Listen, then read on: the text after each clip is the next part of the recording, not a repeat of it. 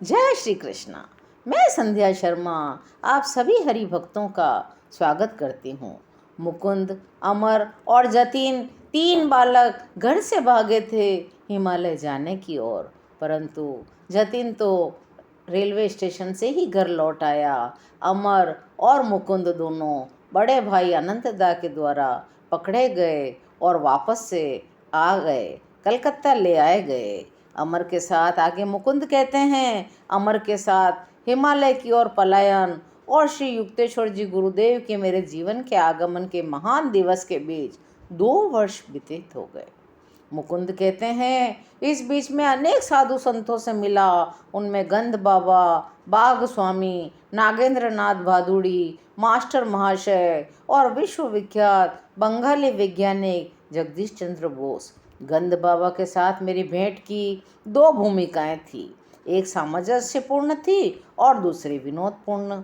जब मैं मंदिर में काली माता की मूर्ति के सामने मौन खड़ा था, तब यह दार्शनिक निष्कर्ष कोमल स्वर मेरे कानों में प्रविष्ट हुआ कि ईश्वर सरल है, अन्य सब कुछ जटिल है।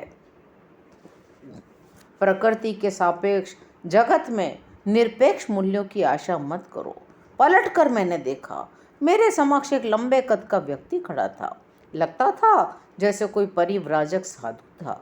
आपने सचमुच ही मेरे विचारों के संयम को जान लिया, मुकुंद बोले।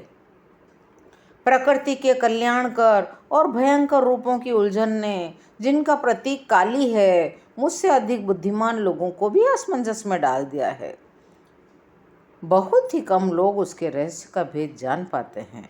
अच्छा और बुरा तो प्रत्येक मनुष्य की बुद्धि को चुनौती देने वाली वह पहेली है जिसे जीवन ने उसके सामने एक रिफ्लक्स की भांति रख दिया है।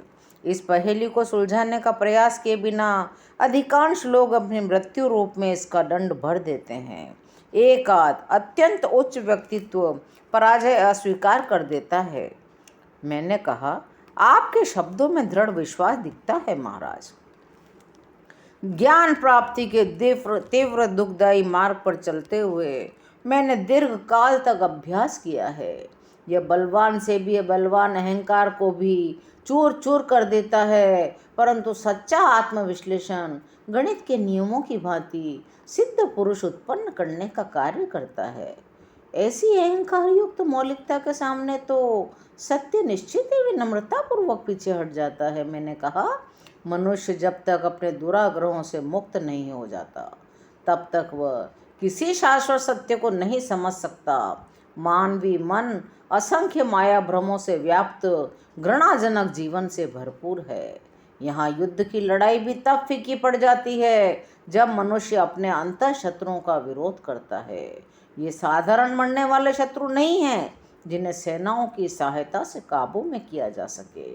ये प्राण घातक अस्त्रों से सज्जित सर्वव्यापी अविराम कार्य करने वाले अंध वासनाओं के सिपाही नींद में ही हम सबको धराशायी कर देने का अवसर खोजते रहते हैं। विचारहीन है वह मनुष्य जो नियति के आगे आत्मसमर्पण कर आदर्शों का गला घोट देता है। पूज्यवर, क्या विभ्रांत किम कर्तव्य विमूढ़ जनसाधारण के लिए आपके मन में कोई सहानुभूति नहीं है? मुकुंद बोला। साधु महाराज पल भर के लिए चुप रहे, फिर बोले, अदृश्य ईश्वर जो सारे सद्गुणों का भंडार है और ये दृश्यमान मनुष्य जिसमें प्राय एक भी सद्गुण नजर नहीं आता, दोनों से एक साथ प्रेम करना सिखा देता है। परंतु विलक्षण बुद्धि का सामर्थ्य भी कम नहीं होता। कम से कम इस एक अर्थ में मानवता की विश्व बंधुता का परिचय मिलता है। महाराज, सब युगों के संत आप ही के समान जगत के दुखों से व्याकुल हुए हैं। तुच्छ व्यक्ति ही दूसरों के दुखों के प्रति संवेदनशीलता खो बैठता है, क्योंकि वह अपने ही संकीर्ण दुखों में डूबा रहता है। जो अपने विचारों को चीर फाड़ कर मन का गहरा परीक्षण करेगा, वही अपने भीतर दया विकसित होती दिखेगा। तब वह जीव सृष्टा की ओर मुड़ता है, किसी और बात के लिए नहीं, तो केवल अपनी व्यथा में यह पूछने के लिए कि क्यों प्रभु, क्यों दुख के कोड़े खाकर मनुष्य अंततः विधाता के समक्ष पहुंच ही जाता है। उक्त साधु और मैं यानी मुकुंद, कोलकाता के कालीघाट मंदिर में वार्तालाप कर रहे थे। मंदिर की शोभा की ओर इशारा करते हुए उस सारे वैभव को साधु ने निष्प्रयोज्य ठहराया। ये सुर नहीं सुना सकते, केवल अंतर की आवाज़ से ही हृदय के कपाट खुलते हैं। हम दोनों प्रवेश द्वार की ओर गए। ऋषियों ने आध्यात्मिक जीवन शैली के आदर्श स्थापित किए थे। उनके महान उपदेश आज के समय के लिए पर्याप्त हैं। उनके नियम न तो आज के लोकोचार के विरुद्ध हैं, न ही ऐसे हैं कि भौतिकवाद को भी कृत्रिम लगे। उन्होंने एक अतीन्द्रिय अनुभूति मुझे बताई। तुम्हें आज एक असाधारण अनुभव होगा। मंदिर के अहाते से बाहर निकलकर मैं एक रास्ते पर बढ़ा ही था कि एक परिचित से भेंट हो गई। इन महाशय की संभाषण शक्ति समय की ओर कोई ध्यान ही नहीं देती थी। उनने मेरा हाथ पकड़ लिया, थोड़ा थोड़ा करके मुझसे जानकारी लेने लगे। मैं उनसे जल्दी ही छुटकारा पाने की प्रार्थना माँ काली से करने लगा। अचानक वह मुझे छोड़कर जाने लगा। अपने पीछे पश्चात सुनकर मैंने अपनी गति को और बढ़ा लिया, लेकिन वह एक छलांग लगाकर ही फिर मेरे साथ हो लिया, मेरा कंधा पकड़ लिया और फिर कहने लगा, मैंने तुम्हें गंध बाबा के बारे में बताने के लिए रोका था, मैं तो वह बताना ही भूल गया। पता है, वे उस सामने वाले मकान में रहते हैं, उनसे अवश्य मिलो, चलता हूँ। कहता हुआ परिचित सचमुच चला गया। कालीघाट मंदिर में साधु द्वारा की गई भविष्यवाणी मन में कौंध उठी। मैं उस मकान के अंदर गया। वहाँ एक गलीचे पर कुछ लोग बैठे हुए थे। एक फुसफुसाहट मेरे कानों में टकराई। वहाँ जो बैठे हैं ना, वही गंध बाबा हैं।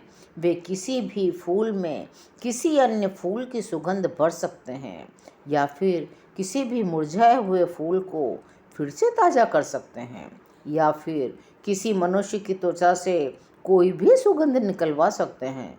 मैंने उन संत की ओर देखा। अचानक उनकी दृष्टि भी मुझ पर स्थिर हो गई। वे बोले, बेटा बोलो, तुम्हें क्या चाहिए? कोई सुगंध चाहिए? चमत्कार पूर्ण ढंग से सुगंध का आनंद लेने के लिए? मैंने कहा, सुगंध बनाने के लिए भगवान का उपयोग? तो उसमें क्या है, भगवान वैसे भी सुगंध तो बनाते ही हैं। जी हाँ, परंतु वे हर बार ताज़ा सुगंध लेने के लिए और लेने के बाद फेंक देने के लिए फूलों की कोमल पंखुड़ियों रूपी शीशियों का निर्माण करते हैं। क्या आप फूलों का निर्माण कर सकते हैं? हाँ, परंतु साधारणतः सुगंध ही निकालता हूँ। तब तो इत्र के कारखाने ही बंद हो जाएंगे। मेरी ओर से उन्हें अपना धंधा करते रहने की अनुमति है। मेरा अपना उद्देश्य तो केवल ईश्वर की शक्ति को दिखाना है। वे संत बोले, महाराज, क्या ईश्वर की शक्ति का प्रमाण देना आवश्यक है? क्या वे सकल विश्व में सर्वत्र अपने चमत्कार नहीं कर रहे हैं? कर रहे हैं, परंतु कुछ सृजनात्मकता हमें भी प्रकट करनी चाहिए। देवी शक्ति से सुगंध बनाने के लिए आपने इतने वर्ष व्यर्थ गंवा दिए, जबकि उन सुगंधों को आप कुछ ही पैसों में प्राप्त कर सकते थे। फूलों की सुगंध उनके साथ ही चली जाती है, मृत्यु के साथ भी सुगंध चली जाती है। मैं ऐसी सुगंध की कामना ही क्यों करूं, जो केवल शरीर को सुख देती है? मैंने उन संत से कहा। संत बोले, महाशय, तुमने मुझे प्रसन्न कर दिया है। अपना दाहिना हाथ आगे बढ़ाओ। मैं गंध बाबा से कई गज दूर था। मैंने हाथ आगे बढ़ाया, जिसे उस योगी ने छुआ तक नहीं। मेरे आश्चर्य का ठिकाना न रहा। मेरी हथेली के मध्य में गुलाब की सुगंध निकलने लगी। मैंने यही गंध मांगी थी। एक फूलदान से एक गंधहीन श्वेत पुष्प निकाल लिया और मैंने कहा, क्या इस गंधहीन फूल में चमेली की सुगंध भरी जा सकती है? वे बोले, तथास्तु। उस गंधहीन फूल में से चमेली की सुगंध उठी। मैंने यही तो मांगा था। मैं उनके एक शिष्य के पास जाकर बैठ गया। शिष्य ने बताया, गंध बाबा, उनका असली नाम स्वामी विशुद्धानंद है। उन्होंने तिब्बत के 1000 वर्षीय योगी से अनेक सिद्धियां प्राप्त कर ली थी। आज की कथा यहीं विश्राम लेती है। इस कथा को कल हम आगे बढ़ाएंगे। जय श्री कृष्ण।